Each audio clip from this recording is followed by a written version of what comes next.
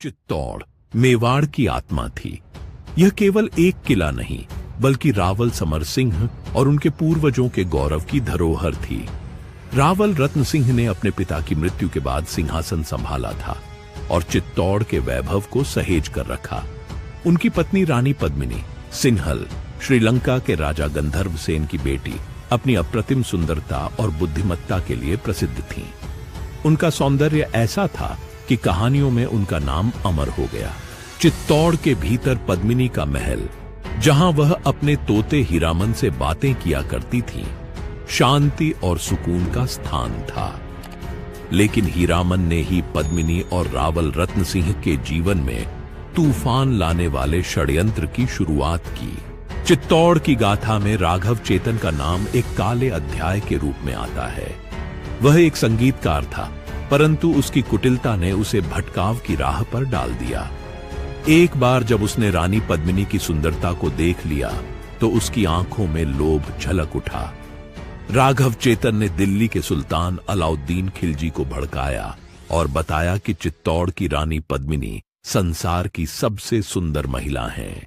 अलाउद्दीन, जो पहले ही साम्राज्यवादी था और अपने विजय अभियानों के लिए जाना जाता था, इस बात को सुनकर लालच से भर गया। उसने पद्मिनी को पाने का निश्चय किया, लेकिन चित्तौड़ पर हमला करना इतना सरल नहीं था। रावल रत्न सिंह के नेतृत्व में मेवाड़ की सेना अत्यंत साहसी और रणकुशल थी। 28 जनवरी 1303 को अलाउद्दीन खिलजी ने अपनी विशाल सेना के साथ चित्तौड़ पर हमला किया। किले की ऊंची दीवारें और रणनीतिक स्थिति ने दुश्मन के लिए इसे अभेद्य बना दिया। अलाउद्दीन ने किले को घेर लिया और महीनों तक दुर्ग पर पत्थरों और आग के गोले फेंके जाते रहे। दुर्ग के भीतर राशन समाप्त हो रहा था और सैनिक थक चुके थे। अलाउद्दीन ने कूटनीति का सहारा लिया और रावल रत्न सिंह को संदेश भेजा कि वह केवल रानी पद्मिनी को देखना चाहता है। रानी के सम्मान और चित्तौड़ के गौरव की रक्षा के लिए यह प्रस्ताव अस्वीकार्य था, लेकिन मंत्रियों की सलाह और रणनीति के तहत यह तय हुआ कि पद्मिनी का प्रतिबिंब जल में दिखाकर सुल्तान की मांग पूरी की जाएगी। जब अलाउद्दीन ने पद्मिनी का प्रतिबिंब देखा तो वह और भी अधिक लोभ से भर गया। उसने रावल रत्न सिंह को छल से बंदी बना लिया और शर्त रखी कि यदि पद्मिनी उसे सौंप दी जाए तो वह रत्न सिंह को रिहा कर देगा। चित्तौड़ की रानी ने अपनी बुद्धिमत्ता से योजना बनाई। उन्होंने अलाउद्दीन को संदेश भेजा कि वह रत्न सिंह की रिहाई के बाद स्वयं सुल्तान के पास आएंगी। रानी ने गौरा और बादल के नेतृत्व में एक सेना भेजी। गौरा, जो रानी के चाचा थे, और बादल, जो उनके भाई समान थे, अपनी जान पर खेलकर रावल रत्न सिंह को छुड़ाने गए। दुर्ग के द्वार खोलने से पहले वे दुश्मन की सेना पर टूट पड़े। इस युद्ध में गौरा और बादल वीर गति को प्राप्त हुए। रत्न सिंह को बचा तो लिया गया, लेकिन वह गंभीर रूप से घायल हो गए। चित्तौड़ के किले की दीवारें उस दिन कुछ और ही कह रही थीं। सूर्य अपनी अंतिम किरणें फेंक रहा था और आकाश रक्तिम आभा से भरा हुआ था। दुर्ग के भीतर रावल रत्न सिंह अपनी सेना के साथ तैयार थे। उनके चेहरे पर चिंता की रेखाएं साफ झलक रही थीं, लेकिन उनकी आंखों में दृढ़ता थी। चित्तौड़ पर अलाउद्दीन खिलजी का घेरा टूटने का नाम नहीं ले रहा था।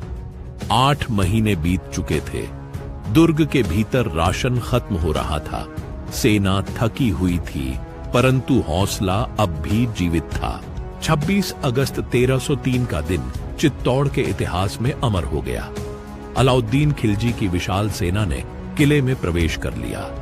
इस हार को स्वीकारने के बजाय रानी पद्मिनी ने जौहर का निर्णय लिया। दुर्ग के भीतर एक विशाल अग्निकुंड तैयार किया गया। रानी पद्मिनी और चित्तौड़ की अन्य महिलाओं ने उस अग्निकुंड में कूदकर अपनी आबरू की रक्षा की। उसी रात रावल रत्न सिंह ने अपनी बची खुची सेना के साथ अंतिम युद्ध किया।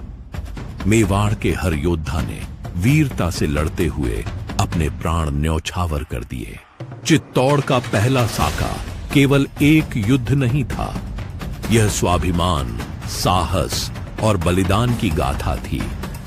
रानी पद्मिनी और चित्तौड़ के वीरों ने अपने सम्मान की रक्षा के लिए जो त्याग किया, वह इतिहास के पन्नों में सदा के लिए अमर हो गया। अलाउद्दीन खिलजी ने किले का नाम बदलकर खिजराबाद रखा, लेकिन चित्तौड़ का गौरव कभी नहीं मिटा। आज भी चित्तौड़गढ़ दुर्ग की दीवारें उस बलिदान और वीरता की कहानियां सुनाती हैं। जौहर स्थल, पद्मिनी पैलेस और विजय स्तंभ जैसे स्थान हमें उस काल के गौरव और संघर्ष की याद दिलाते हैं। चित्तौड़ के इस पहले साके ने यह सिद्ध कर दिया कि आत्मसम्मान और स्वतंत्रता की रक्षा के लिए जीवन का त्याग भी छोटा लगता है।